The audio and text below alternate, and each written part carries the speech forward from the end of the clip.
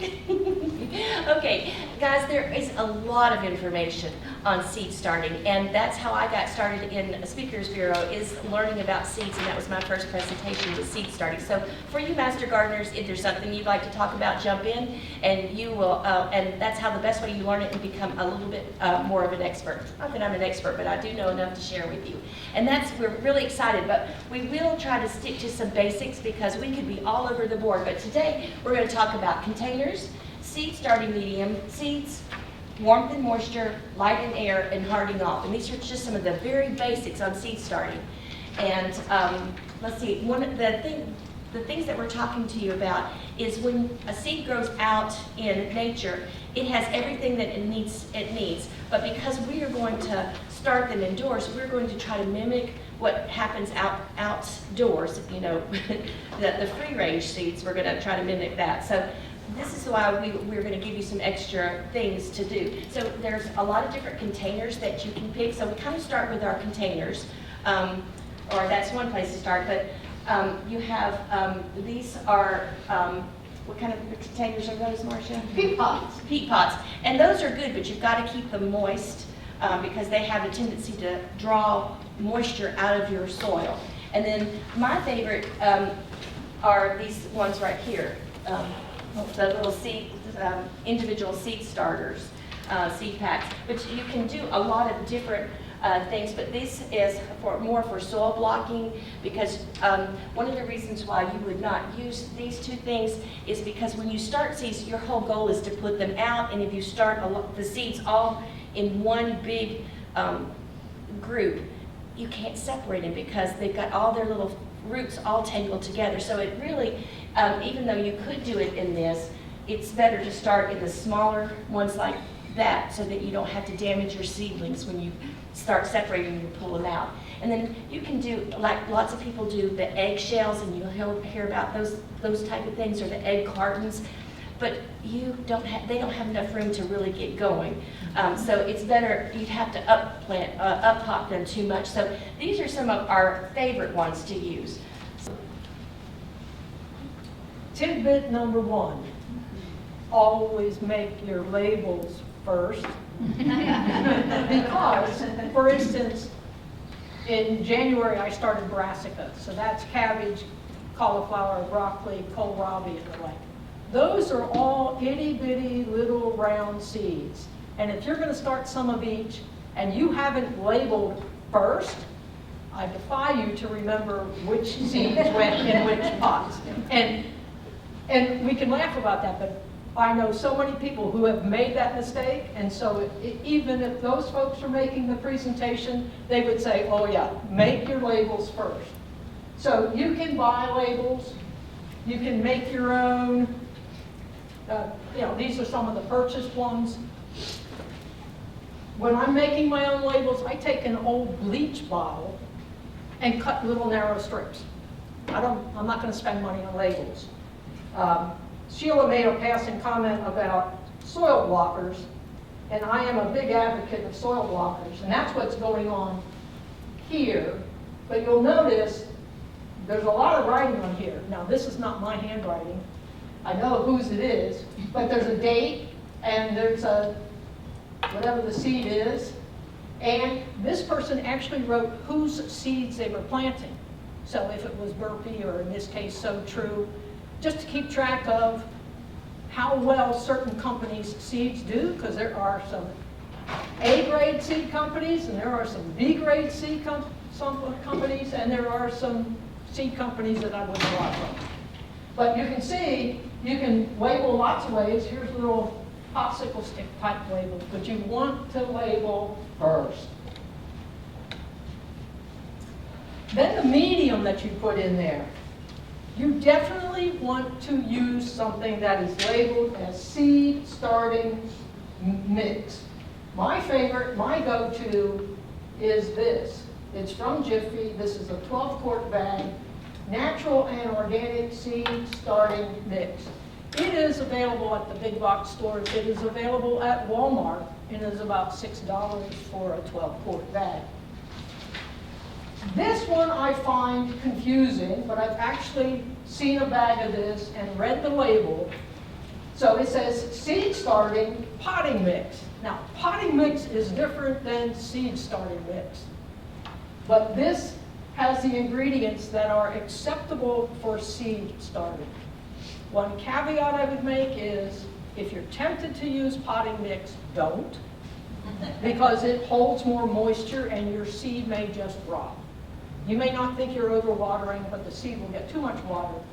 And my favorite story is from a young man who was in my training class, who got, I don't know where he found it, but it was a mix that had those little water retention pellets in it, and every one of his plants that he started from seed died.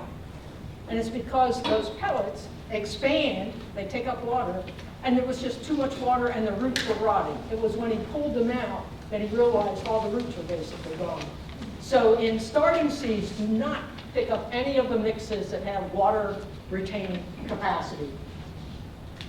If you go to a place like Knoxville Seed and Greenhouse, you are likely to see something that looks like this. I have used this.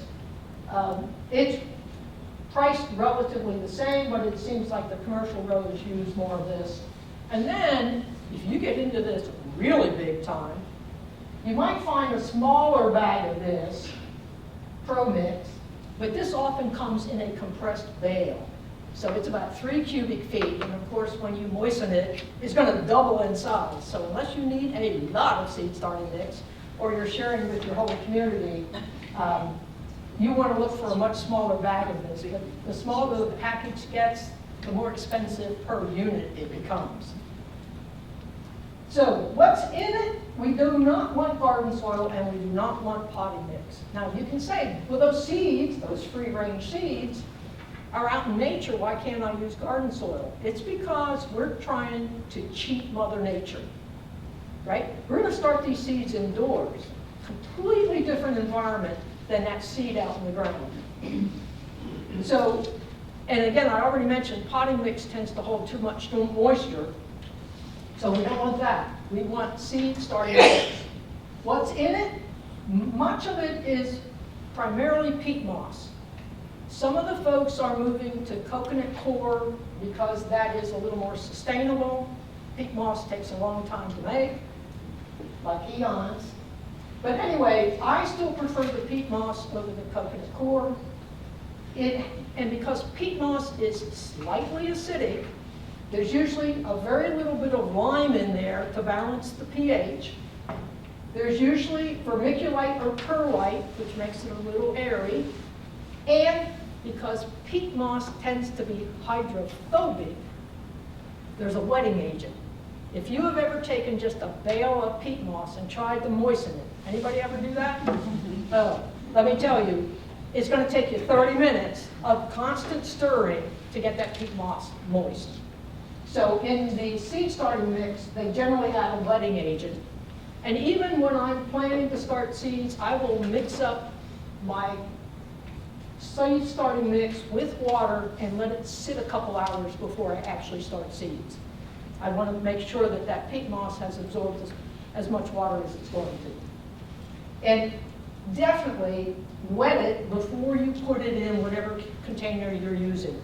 You will find a lot of YouTube videos where they put the dry mix in those little cells, and then they come back and they water the top. It's like, I don't know how that works. I just can't believe that it works well, because I know the attributes of peat moss. It's not going to soak that up. So wet it thoroughly before you put it in the container. Your container of choice. The second item that I would feed into you, and that I feed into other master gardeners, is always read the packet. The packet has so much information. And here I have examples, because I'm primarily a veggie person. Sheila's more a flower girl. These packets are from Berkeley. Look how different they are. The first thing I would comment on, this is the type of package you get when you go to the Berkeley calendar, or the Berkeley catalog, and order seeds online. You're going to get what looks like this is often black and white or green and white some years. But it's got all the same information that you need. One of the things I do like about ordering from Burpee online is they tell you how many seeds are in the packet. Now, you may be more familiar with seeing the nice pretty packets in the retail store. The Burpee seeds are some good seeds. But it doesn't tell you how many seeds, it just says 100 milligrams. How many seeds are in the packet? What I can tell you is there are not as many seeds in this packet as in when you order from the catalog. The catalog packets always have more seeds. And these are made to be sitting in a rack in a store. This is all marketing. This is to catch your attention, draw your eye. Think of all the pretty pictures you see on the fronts of seed packets. You can look at those. What you really want to pay attention to is what is on the back. So Burpee crams all their stuff, catalog sales, on the front. So we'll come back here. This is the lovely Cherokee purple tomato. If you've never grown them and you like tomatoes, this is one of the best tasting tomatoes around. But it says, start indoors in a warm, well-lighted area 6 to 8 weeks before planting outdoors. It tells you how deep to sow them. It tells you how patient you have to be. Seedlings emerge in 7 to 10 days, so don't panic at day 3 or day 4.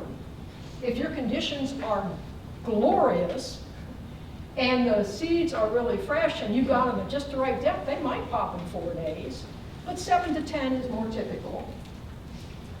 And at 70 to 75 degrees.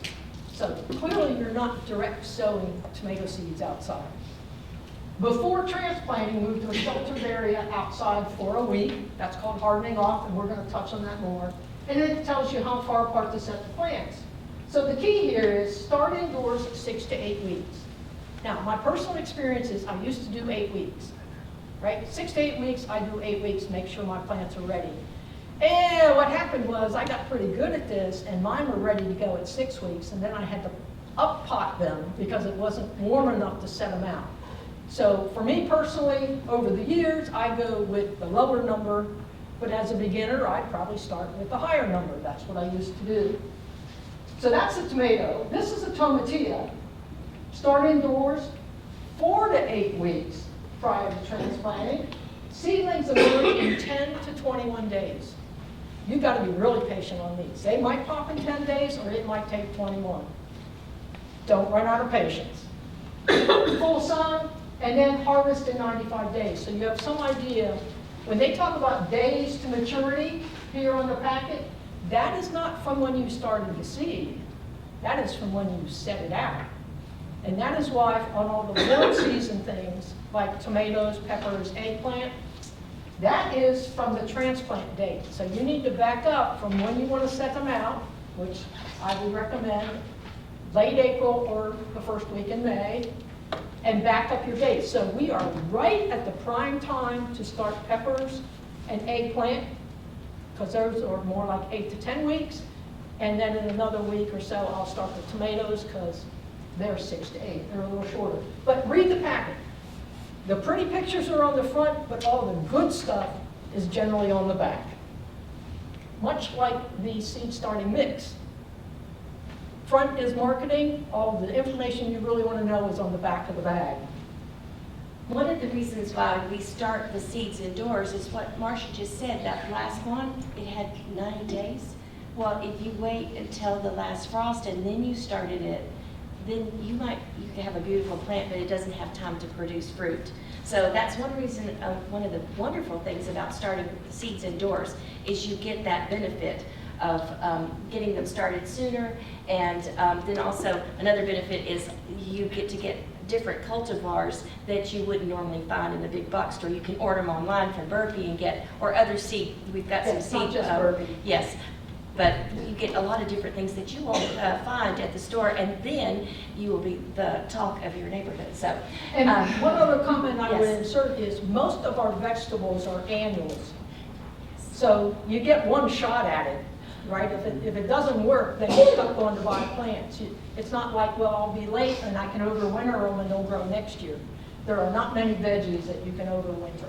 Exactly. And so she's definitely the veggie girl, and I'm more of the flower girl. So these are two different packets of flowers. This one tells you it's a Cosmos, this one's a Mexican sunflower. But one of the things, the seed packet gives you a tremendous amount of information. So I know everybody has their own taste and things that they like. You might have things you like, but you need to make sure those things like the place that you're going to put them. You know, we have the saying, right place, the right plant, the right place. So if you have something that requires shade, it's not going to be happy if you put it in the direct sun. If something like Cosmo and Mexican sunflower, they love the sun. So if I put them under a tree, they're not going to be very happy. So that's one of the things, you know, I want you to plant things you like, but you also need to think about your plants, because they will grow under a tree, but they won't do well, and they might not flower. And vice versa, if they like shade and you put them out in the sun, they're going to be wilted and just, they're not going to look good. They're going to look puny.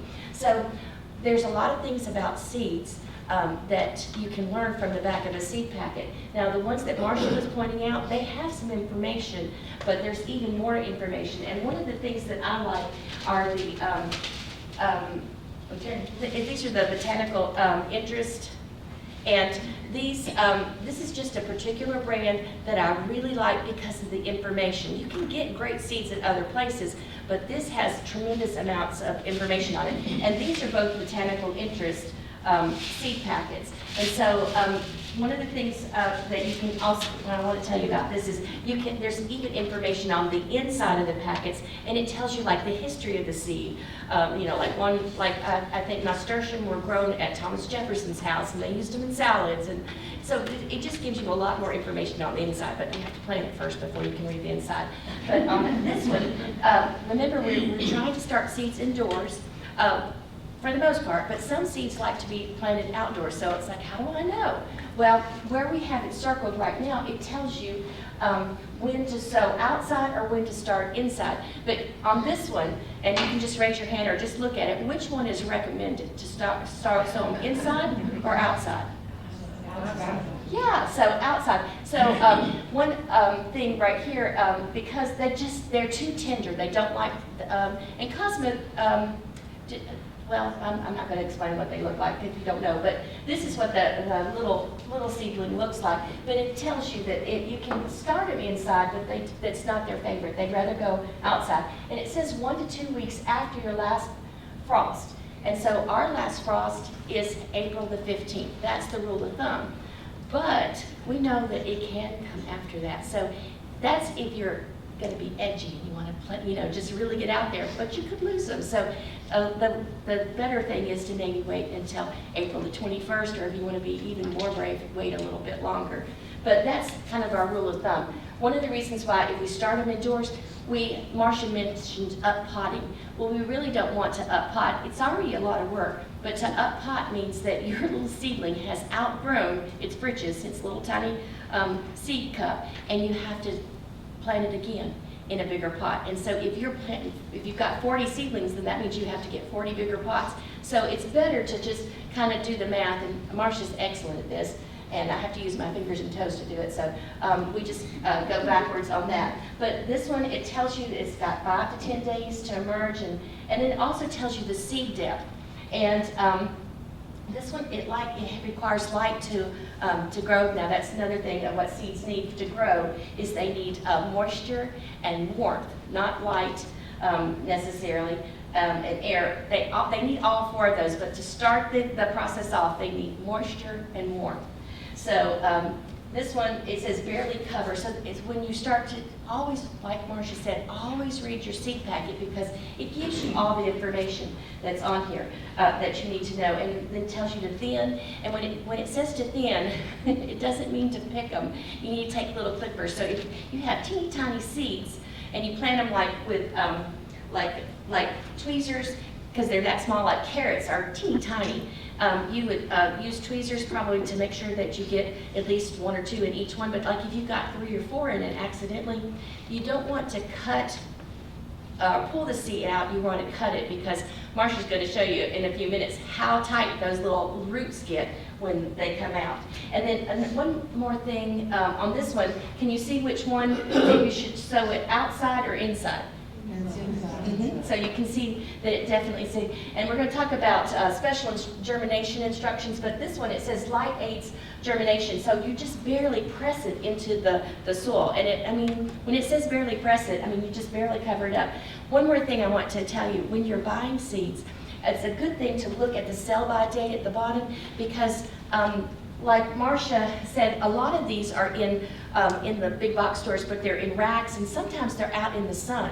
Well, they won't start unless they get too moist, and sometimes outside in our humidity, they've gotten too moist, and they might already start, or they might be damaged by the time you get them. Like they could be from last year, and the people that are selling them, they haven't taken really good care of them. So the best thing to do is to get them when they're fresher. It's not that you can't keep them over, but it's best, you're going to a lot of trouble, and we're so excited that you're going to go to that much trouble, but you want to start off on a good foot. So I probably wouldn't buy these seeds now because it was 12/31 of 2020.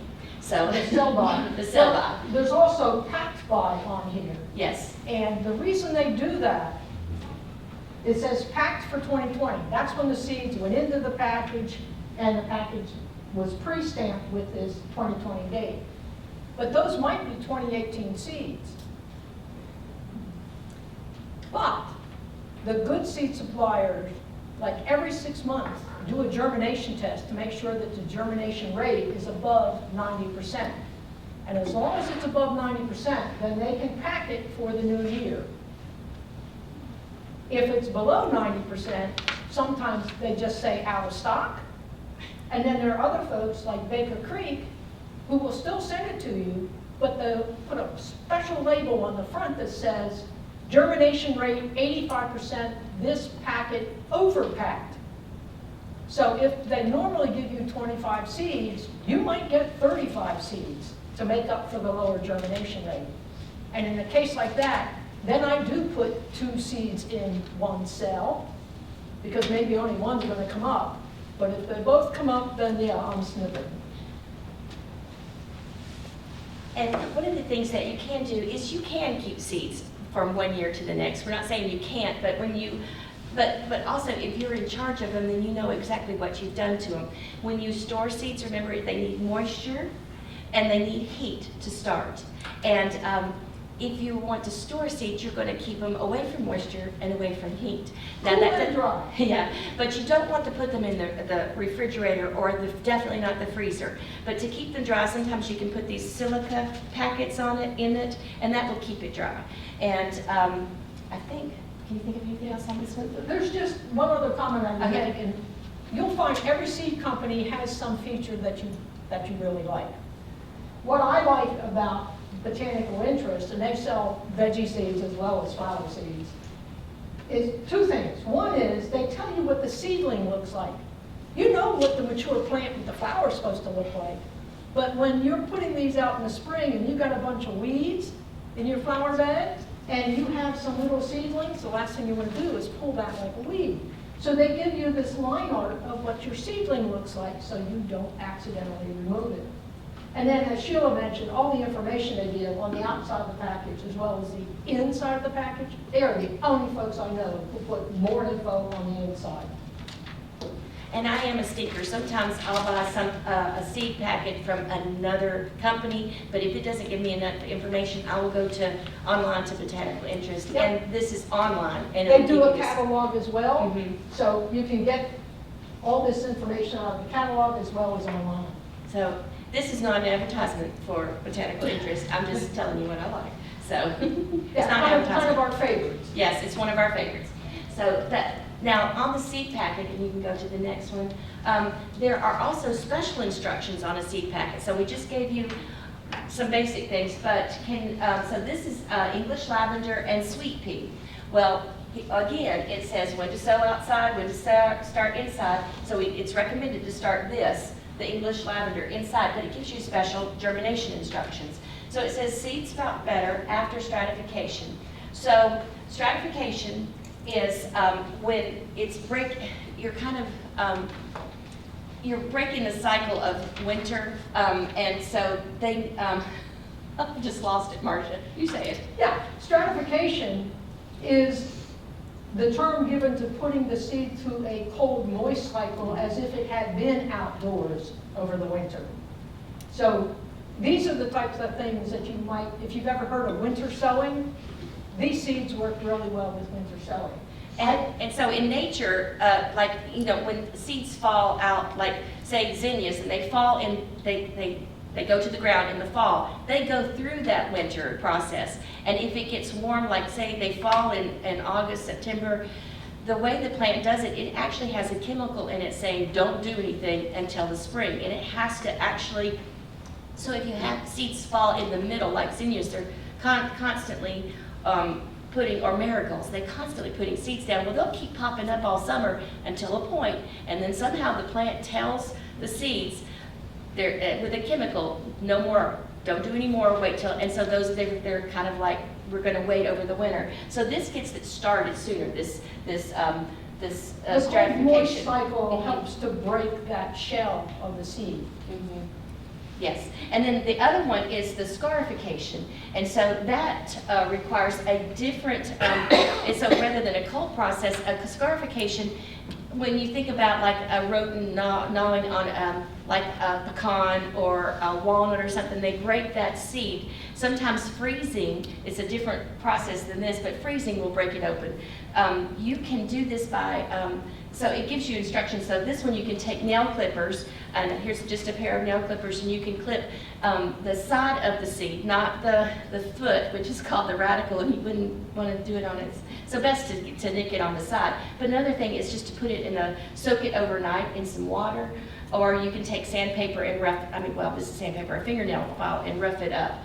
And let's see, this one is That one is taking a physical action Yes, to break physical. that out. And this is more of a chemical, and so I think, again, here, this one, you wouldn't buy this one because it's 2020. So this also gives you information about how tall they are. So a lot of this is just planting, because I like to go to the store and buy seed packets, but I think that maybe that's not the way you're supposed to do it. You're supposed to plan first. So I'm telling you to do as I say, not as I do. So when you're planting your seeds, especially when you're flowers, there's a lot to be said about veggies. Another thing is seeds, they are not as picky as vegetables, because seeds, they want warmth and moisture, but vegetables need more warmth when they're starting off at times. Generally speaking, yeah. Yeah, generally speaking. And so if you're doing that, then that's something else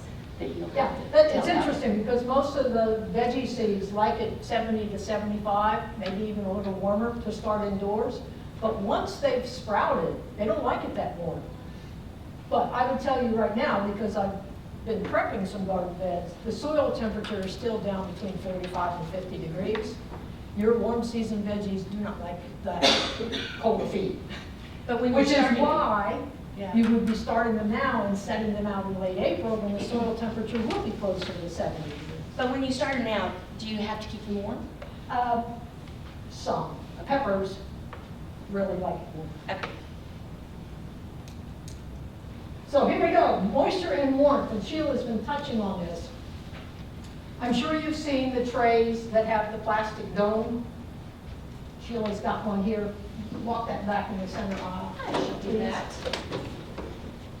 So, and I often take to taping it shut to get a good seal.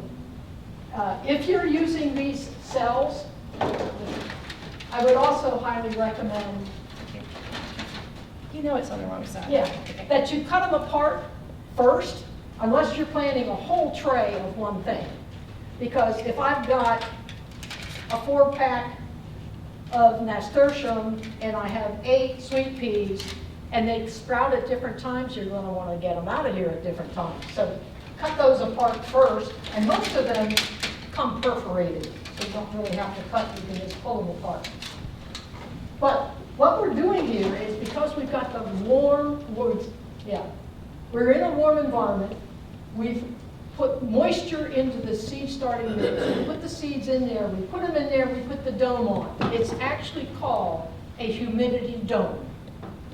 You will not have to add water until you take plants out of there. So that dome is really important. That reduces your workload until they have sprouted. Because trying to keep that seed starting mixture moist while you're waiting for them to germinate can be tricky. So the humidity dome is really important. It reduces your work, but it maintains the moisture level until you have to take them out from underneath there. Once they sprout, then you either take the dome off, or as you can see, there are multiple containers in here. If they sprout at different times, I pull one of those out. Close the dome again and wait for the rest. And at this point, they don't need light, except for that rare flower that might need light to germinate. But most of our vegetable seeds do not need light to germinate, so no lights yet. But once you take it out from under the dome, then it needs to go under lights.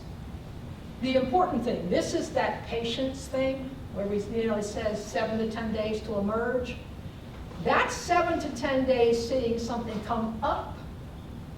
But what happens is when a seed germinates, it sends down a root first. So I'm stealing your thunder. This is your slide. It's okay. I'm enjoying it. But I did want to tell y'all, this is your biology for today. This is the seed.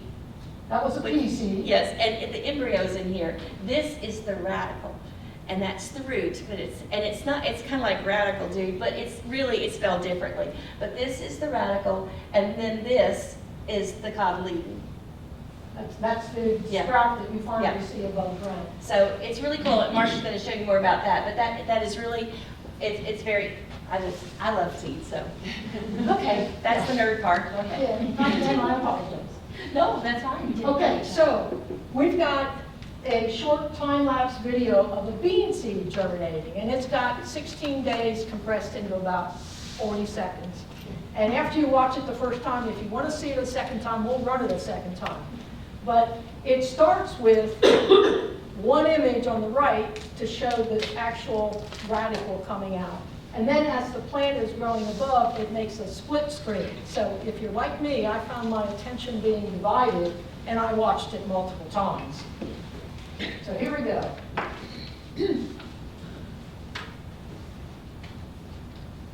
See the radical? That anchors it. Day 4. Here, day 5. Here comes some side roots. And finally, on day 7, it emerges. And now we go to the split screen. There's the first set of true leaves. Here comes the second set of true leaves. And by day 16, we've got the third set of true leaves. So it took 7 days for something to appear above ground. And that's why you just have to be patient. There could be stuff going on down below, or maybe there's nothing going on down below.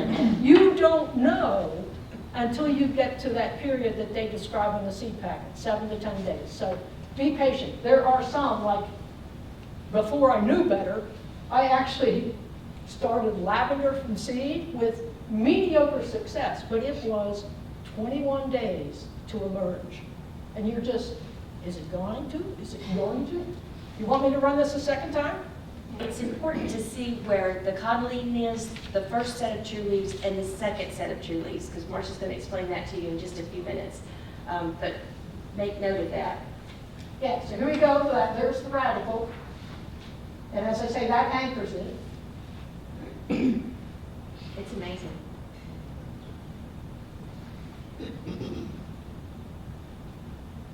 And these halves of the bean are technically the cotyledon.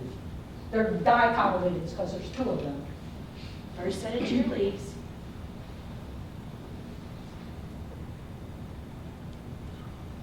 Second set. Yeah, and in the meantime, we're getting more roots over here. So if you had a seed like really close, they would be intertwined. So that's why you wouldn't want to separate them, because you would damage both of them. You wouldn't want to pull. Yeah, you don't want to, and it would be hard to separate too, like cut with a knife. Oh yeah, you want little. If you went to all that trouble, it'd really be better to have them in different little packets. And Well, you would cut it if you had, if it accidentally got 2 seeds, you would just take a little pair of scissors and cut at the bottom, the one that doesn't look good. Of course, that's hard for me because everything must It look. is painful to do that. Yes. Okay? So, lights, lights, and lights. If you're starting seeds indoors, when the dome comes off, it's got to go under lights. And the growing lights have advanced leaps and bounds, largely due to the marijuana industry. Because the legal marijuana grow operations are all indoors. Have you noticed that? So, but you're not buying that type of grow light. That grow light is pretty close to sunlight in a marijuana grow operation. But they've learned things along the way that have made it down into the type of grow lights that we buy. I would tell you that my first grow lights were shop lights, the standard big fat tube shop lights. I now have, and I would comment, all these lights have different numbers. If it starts with a T, it means it's a tube. And then they do measurements in 1/8 of an inch. So a T5 fluorescent light is a tube, and they come in different lengths, and it's 5/8 of an inch in diameter. Your shop lights tend to be fatter, so they're like a T8, sometimes a T12. The thing to remember is that most of the grow lights that are available to us as home gardeners with home gardener wallets, right? Not marijuana grower wallets, is that a good T5 fluorescent light is the equivalent to a cloudy day. Now, people get hung up on lumens and Kelvin. Forget that. That's not what plants want. Another gardener says, lumens are for humans. That's what we see. What plants see are photons. And so you don't need to remember this today except for the relative comparison. But the photons are little particles of light that hit the plant leaves, and they are measured in micromoles per square meter, that's about 10 square feet, per second. And again, there are some meters that can measure that, but the last time I looked at one, it was like $600, not in my wallet. So if we come back here and just compare, a regular shop light is 50 to 100 of these micromoles per square meter per second. The super high output fluorescents, like some of these newer T5s, are about 400. A cloudy spring day, like right now, 500 to 800. But by the time we get to late May, where the sun is higher in the sky and everything is warming up, it's 1,500 to 2,000. This is why, you know, if you really want to grow plants indoors, you're going to have to spend more money on grow lights. And you're probably going to go to LEDs, and the LEDs are all over the map, whether you're growing for the vegetation or growing for the flower. You just have to do a lot of research, way more than we can share in a 1-hour talk.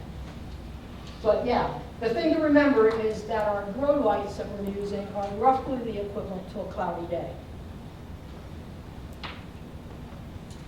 Okay, so there are some problems, and so when you're starting seeds, so we want to kind of cover those so that you can keep from doing them.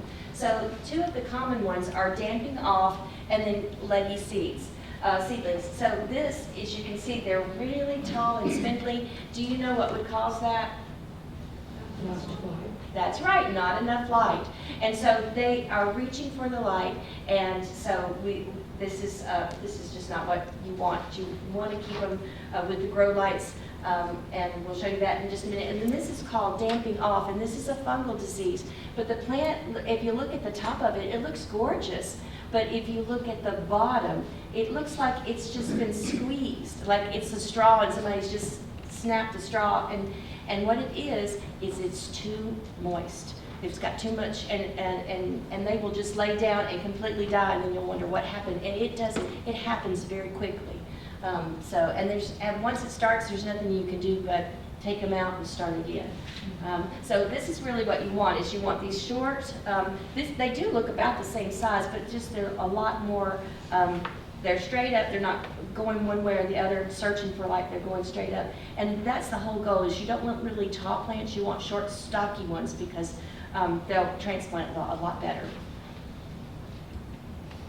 And then, as Marsha was saying, we want to keep the lights on the plants, but we want to keep, you want to keep the lights about 2 to 3 inches above the plant, because you want them to be that short, stocky plant. And so you can see the white, where it says this white area is the fluorescent tube. That's how close, and the seeds, the blocks of the soil are a little bit lower, but that is about where you need to have it. So it seems a little bit close, but you want the seeds to be short. So the other thing is, because once we see that little cotyledon pop out of the soil, we're going to take the dome off, and that's when you're going to start doing the seeds under the light. But also, it's going to start drying out because you don't have that dome holding the water in.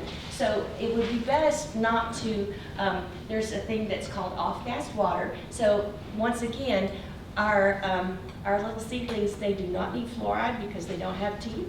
So you want to They don't need chlorine. and chlorine. So if you have off-gas water, you would put it like in a jug, like a milk jug, and you would leave it for 12 to 24 hours.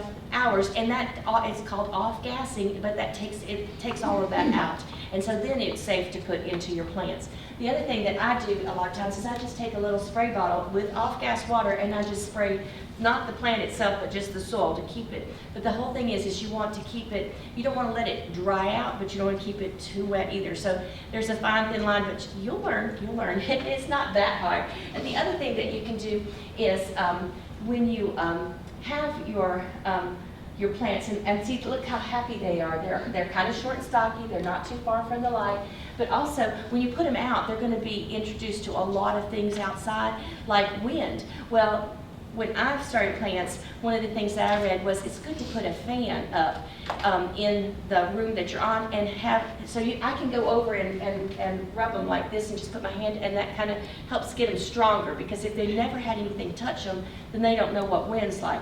But have a fan in the room, any type of air movement, and that gets those little stems stronger. So that's a really good idea. So that's what it says, brush the plants or use a small fan, and then keep the light 2 to 3 inches. And then also when Marsha, when she was showing you the plant, and it has the first true leaf and then the second true leaf, when it's the little seed packet, the little seed, it's like a picnic basket, and it has all the nutrients for the seed that it needs to get up from where you planted it so many inches. So always follow the rule when it says, this tall versus this tall versus this, because it has just enough nutrients in there to get to the top of the soil. But once it has the second true leaf, that it's out of its picnic basket, is completely done. So that's when you're going to start fertilizing. But it's a baby plant, so you're not going to give it a stake. You're going to give it diluted fertilizer. Now, the thing that I use is fish emulsion, which is fabulous for your cats, and don't get it on your hands because it's stinky. But I cut it, and it'll tell you on the back of the packet, always read the label, to dilute it. Marsha, what do you use on your seedlings? Because you don't use fish emulsion. Well, I do, but outside. Okay. But generally, you're going to dilute at least 50%, depending on what you're using. So, without getting a sidebar into fertilizers, fish emulsion is 5-1-1. If you cut that in half, you're talking about 2.5% nitrogen, which is not much. 0.5% phosphorus, 0.5% potassium. Right. And remember, this is just the basic seed starting, so there's so much more to learn, but we're just trying to hit the highlights. Okay, so I mentioned earlier we would talk about hardening off, and I am right in the middle of this process. So they've been indoors and they've been pampered, and you're about a week from wanting to set them out, you start this process called hardening off. And what I'm hardening off at the moment are brassicas, that broccoli, cauliflower, cabbage that I want to get into the ground by the coming weekend. So I start with 1 hour in the morning.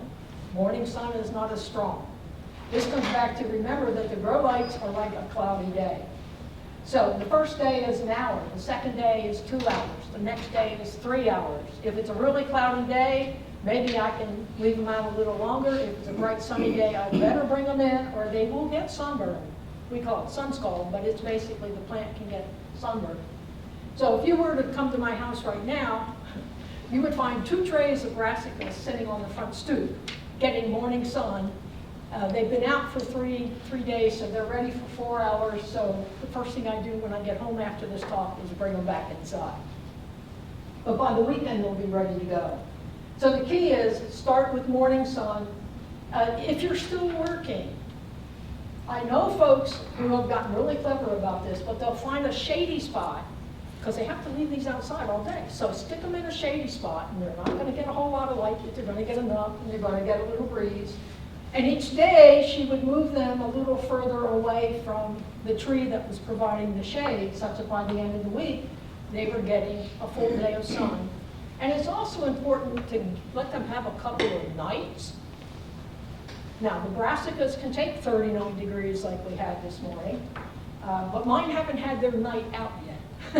So that'll probably happen Wednesday or Thursday. You do want to pay close attention because they're still in this seed starting mixture, and it will dry out quickly. I will tell you, even indoors, I'm watering at least twice, if not 3 times a day. And when I move them outside, if it's even partly sunny and a light breeze, I'm probably watering 4 times a day, not to let them dry out. If they dry out to the point that they get droopy, yeah, you give them a good drink of water, they'll bounce back, but that plant will not be as productive when it comes to harvest time for your veggies. I've got a question. When you water them, I water them with a spritzer because I'm afraid of overwatering. How do you water yours? I water mine from the bottom. Okay. And wait for it to wick up through. And so I want to see the surface being moist. I generally do not water from the top. Okay. But in about a week, Mother Nature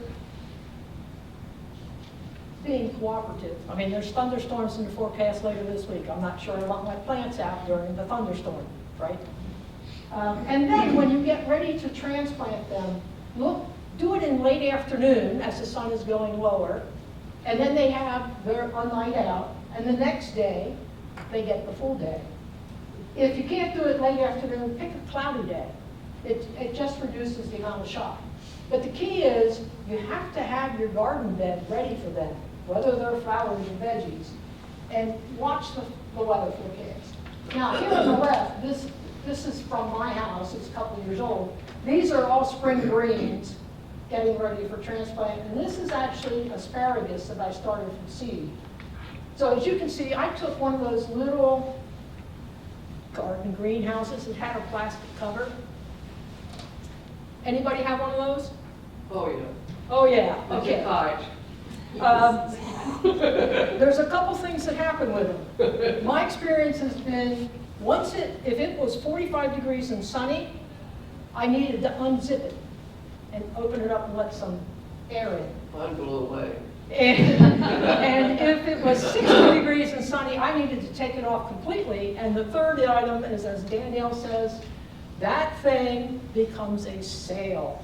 And I have a great story to tell, but not enough time. You can see I put that on a dolly so I could roll the whole thing into the garage at night. If I'm at the 1 hour a day, it comes out, it goes back in.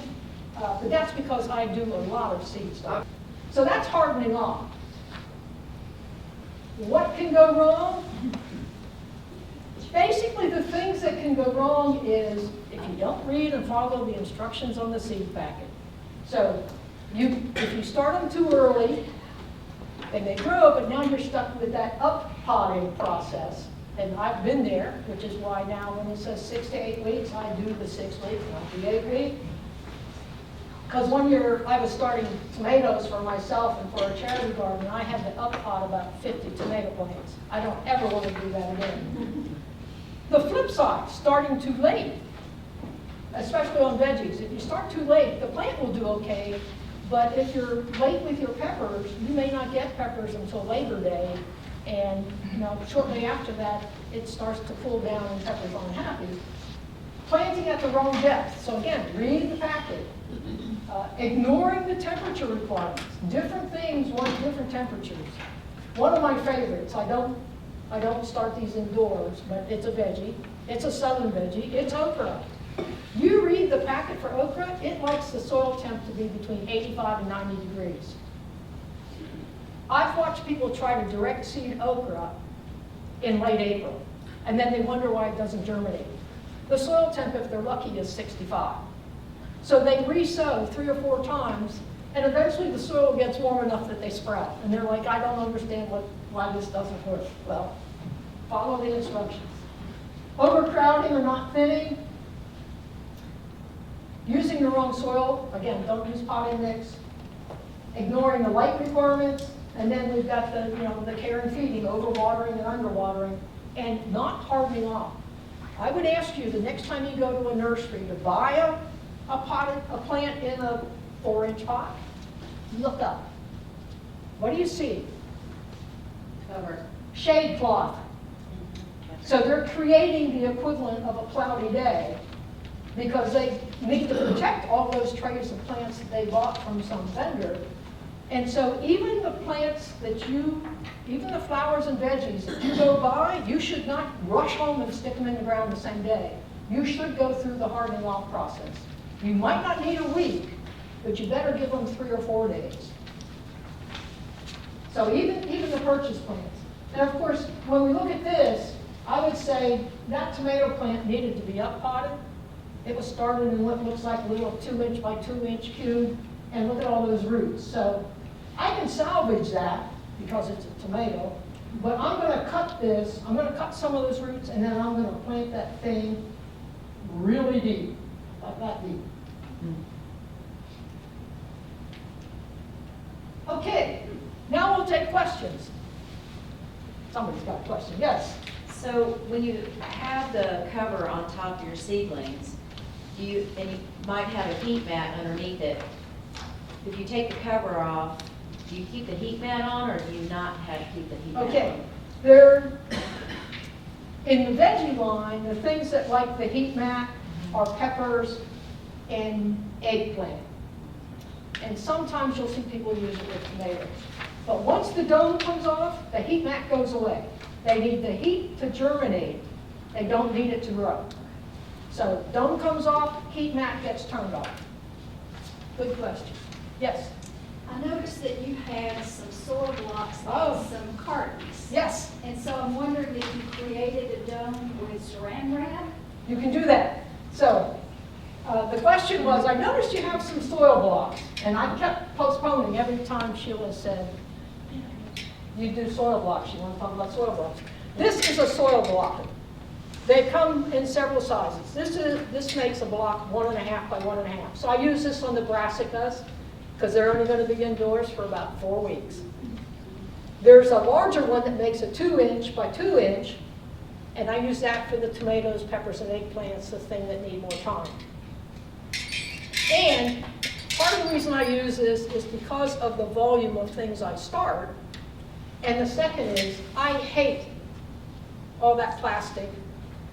And you can reuse those cells, but you have to sanitize them first. It's way easier to sanitize this than to go sanitize X sets of little plastic cells. So what I use, let me see if I can back up and find a picture that had it. You can't see it, but these are all the little milk cartons that I've cut one side off. And what I do is I put newspaper in the bottom, 10 to 12 layers, that acts like a capillary mat. You can go buy capillary mat material, but 10 to 12 layers of newspaper will act the same as a capillary mat. This fits lengthwise perfectly and gives me space on either side. So when I water, I'm watering the newspaper around it, and I try not to get the soil block wet.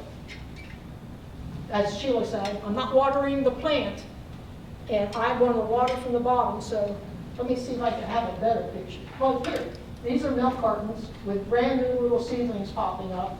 And yes, I can get 5 of those milk cartons in a standard tray, The dome still fits. No, the dome still fits. And as they start to sprout, each one of these cartons has one type of plant in it. So when it starts to sprout, I pop the dome, take that out, close the dome, keep going. You'll know you've got sufficient moisture on the dome if you get some condensation. But yeah, once they come out from under, then they're close to the lights and I'm watering the newspaper. And you don't have to up-pot those with only 2 inches of soil? No, you cram so much soil into that 2-inch block, it is the equivalent of a 4-inch pot. The other thing that happens is because there's no container around it, it air prunes the roots. So when I first make it, you have to handle it gently or you can have the block fall apart. But by the time I'm at 4 weeks on these brassicas, I can pick that block up and it is held together by the roots. And it's not root bound like that tomato was. So yeah, I'm an advocate, but for years I used plastic cells. Where do you buy those soil blockers? Well, you can find some on Amazon, but I've seen another master gardener who bought one and hers did not work as well. So I would go to Johnny's. That is where I bought mine.